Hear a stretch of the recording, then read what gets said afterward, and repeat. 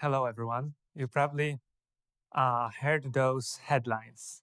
I built an SaaS app overnight. I created a university course while I slept. If you just go to social media for even a minute, you will find a lot of those stories. And now, that's not to say that those stories aren't true. Very many of them might very well be true. But this kind of gives us a false perception of reality where we think that people basically recreate the world every 24 hours. So I performed a study in a multinational corporation to look at how professionals actually do it in reality. And what I found out is that on average, people use AI 8 hours a week. That's 20% of a work week. But this number is largely influenced by power users who make up roughly 17% of a corporate population. So instead, we should look at a median. A median usage of AI on weekly basis is 5 hours. That's just an hour per day.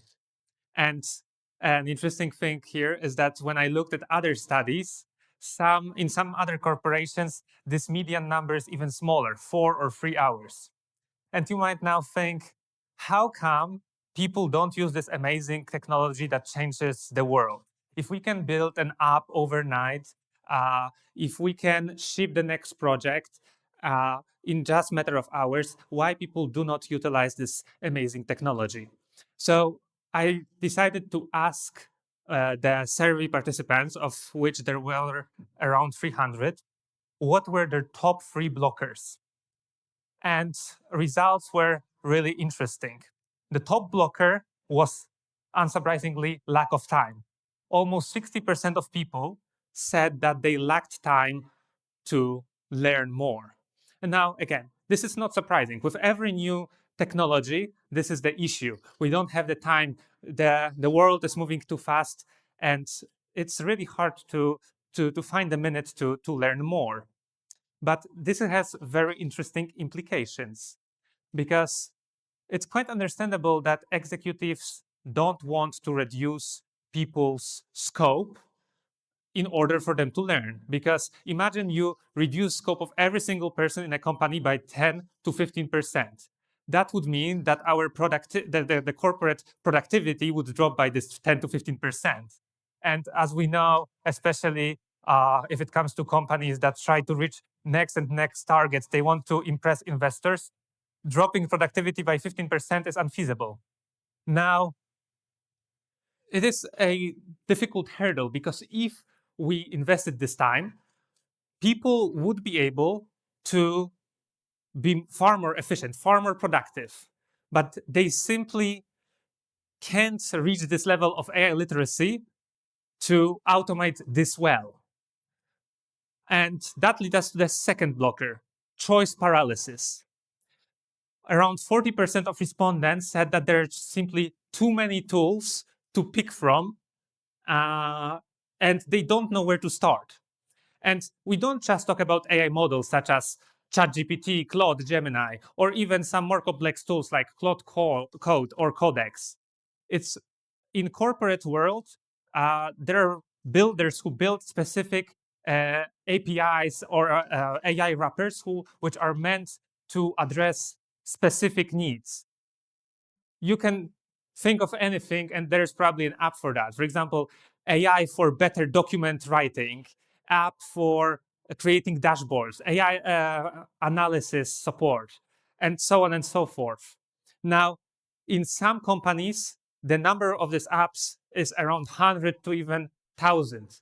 And imagine you have to look through this whole catalog. It's not just about looking at this app and oh yeah, I know it, because the next day there's going to be an update that's going to introduce a new feature. So something that you learned is not going to be no longer up to date in just maybe a month.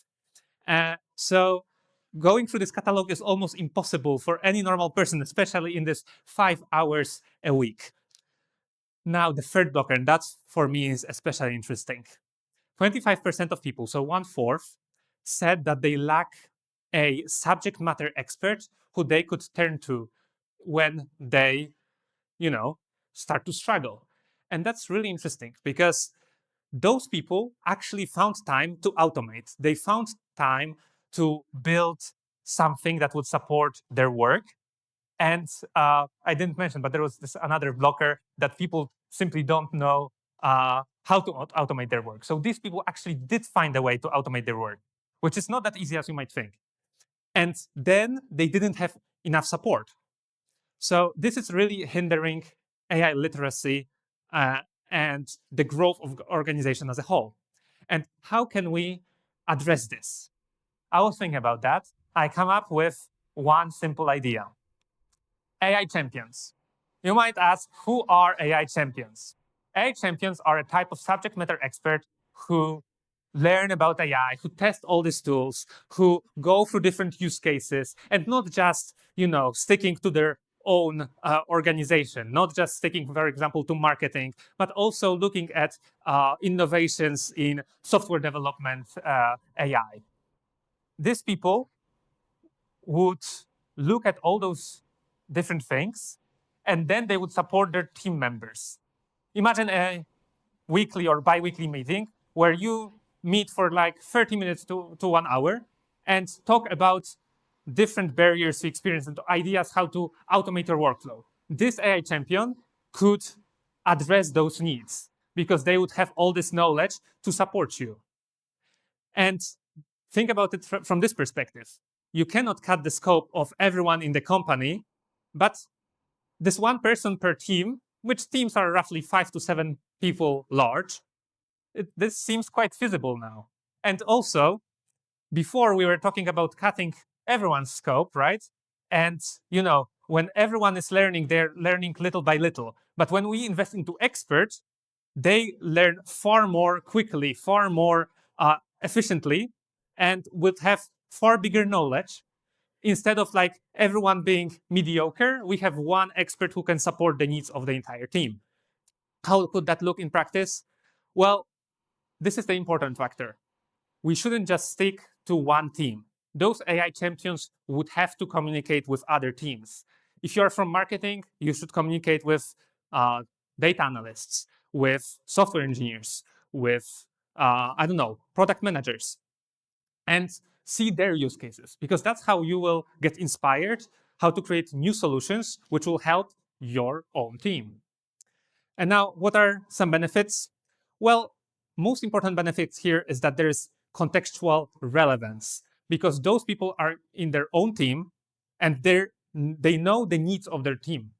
It's not like an outsider coming to you and saying, oh yeah, we have came up with this great tool which can support you. No, this person actually knows what are the needs of their teammates.